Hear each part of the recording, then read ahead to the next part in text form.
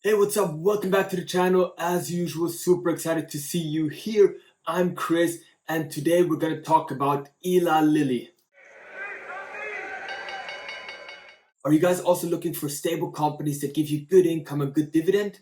Well, I do too, and I always thought that the pharmaceutical industry is one of the best to be in, and I still do think so, but there is a big but, and Eli Lilly showed me that but. So I'm going to show you now. Now, I'd like to give a big shout out to Elizabeth who brought up that stock in the comment section. And as I always promise you guys, if you got any stocks you'd like to review, put in the comment section, subscribe, and I'll try to cover all of your requests. Now, Eli Lilly is the company behind the blockbuster drug Trulicity. So that is one of their diabetes drugs. They're also producing Humalog, and they have been producing a lot of COVID-19 antibodies. So they're getting into that COVID-19 game. And we can see that they have made substantial revenue, especially from Trulicity and from COVID-19 recently. In the most recent quarter, they made revenue of around 7.8 billion US dollar. They do have, I have to say, very healthy gross margins of 74% roughly, but those gross margins are steadily declining, which is definitely not a good sign for the company. We can see back in 2020, we had gross margins of over 80%, and now our gross margins are down to around 76%. And that is a fairly strong decline in gross margins. They had roughly around 3.5 billion in operating expenses, so which leaves them with an operating income of roughly 2.4 billion US dollars, and they got an operating margin of 30%, which compared to their gross margins are actually stable and growing a little bit, which is definitely a good sign, which means they have to spend less money in operating expenses. And that is definitely, a good sign here compared to the gross margin decline. So at the end, they made roughly 1.9 billion US dollars in the most recent quarter in net profit. Now, most of their sales are coming from the US. I think it's important to know for investors, with this company, you're not crazily diversified. So most of it from the US, there's $1 billion from Europe, and then some small change for the company for the rest of the world.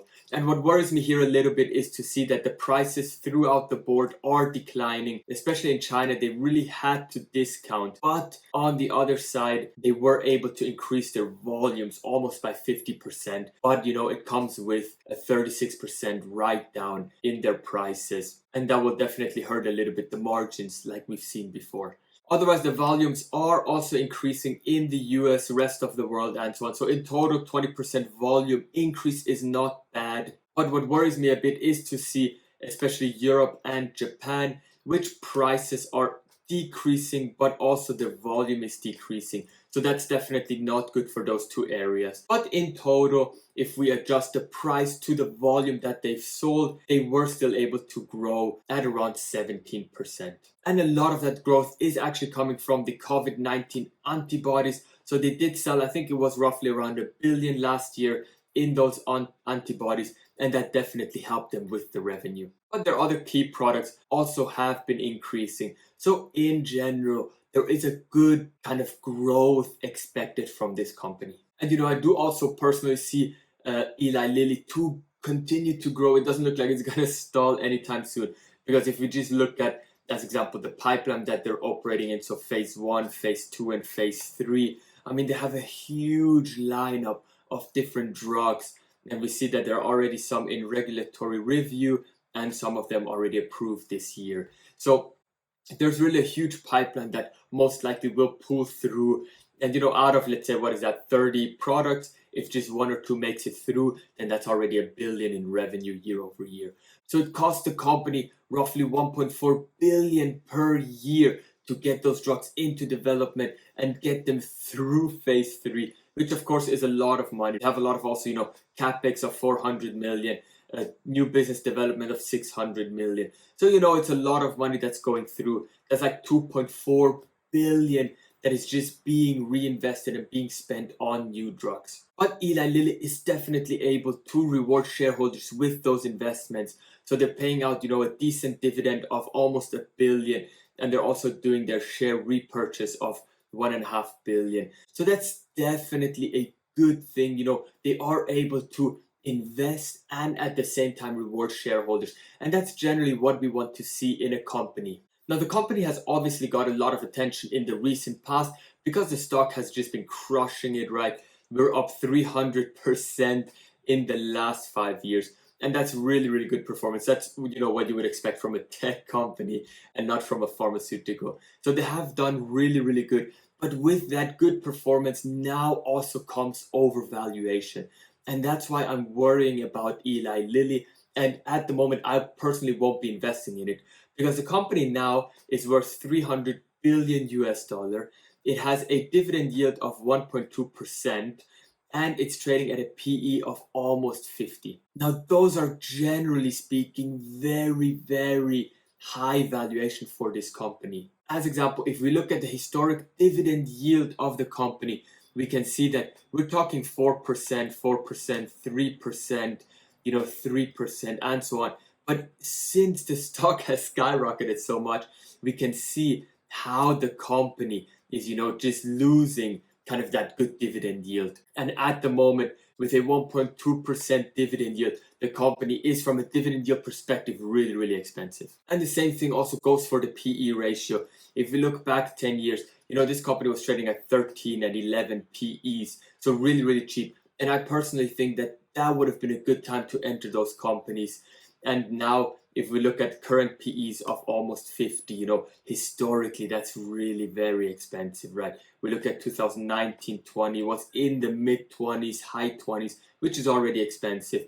But now it has just gone, crazy, right? And it's the same thing also for cash flow. Again, we're talking, cash flow of 10, 9 times cash flow, 15 times cash flow. But generally, somewhere in the 20s, mid-20s maybe. And then recently, it has spiked up to 36. And it really has almost never been that high. So from my perspective, this company at the moment is really, really overvalued. And, another proof that we have is, as example, if we compare it with other companies, as example, looking at AbbVie, a very similar company, we're talking, a PE of 22. You get an awesome dividend yield of 3.6%. That is historically even low. I bought AbbVie when it was much cheaper. I got a dividend yield on cost of like 6-7%. So much, much better here. And, the company is even cheaper at 270 billion US dollars. And the same thing also for Pfizer. We get a dividend yield of 3%, a PE of 12. Compared PE of 12 to a PE of 50 from Eli Lilly. So really, really different, right? And we can see also the market cap is cheaper at 290 billion US dollars. And then additionally to all of that overvaluation, Pfizer is currently making 31 billion US dollars in free cash flow. And compare that with Eli Lilly, they're making, 5 billion. And the company is even more expensive than Pfizer. AbbVie is making 19 billion in free cash flow. So those companies, like as example, AbbVie or Pfizer, are just much, much better valued. So from my point of view, I will not personally get involved into Eli Lilly at the moment. And it's not because it's not a good company, but it's because of valuation. I believe that this company is just very, very overvalued. It's an awesome business, very, very good, but at the moment it's too expensive. And I believe there are only two things that can happen at the moment. First possibility is that Eli Lilly's stock price will come down because it's overvalued and it will get more in line again with, as example, AbbVie and with Pfizer. Or the other option is that Pfizer and AbbVie, other pharmaceutical companies, valuation will increase, so their stock price will increase and will get in line with Eli Lilly. So at the moment, I do think that Pfizer or AbbVie are much, much better companies to invest in. But there are also risks with those companies. They do have a lot of debt, much more debt than Eli Lilly has, as example. I think Eli Lilly has somewhere around 15 billion US dollars in debt. And AbbVie has like 100 billion US dollars in debt, right? So, different proportion, right? And with rising interest rates, AbbVie also has its risk, or Pfizer also has its risk. They also have a lot of debt. But generally speaking, I do think that Eli Lilly is not a buy at the moment. I wouldn't do that. Now, of course, it's possible that this stock, just explodes and continues to rise, but you're just taking a lot of risk. You're not really having a margin of safety here. whereas with Pfizer and AbbVie, you do have a bit of better margin of safety. Alright, that's it. Thank you for watching and stay tuned.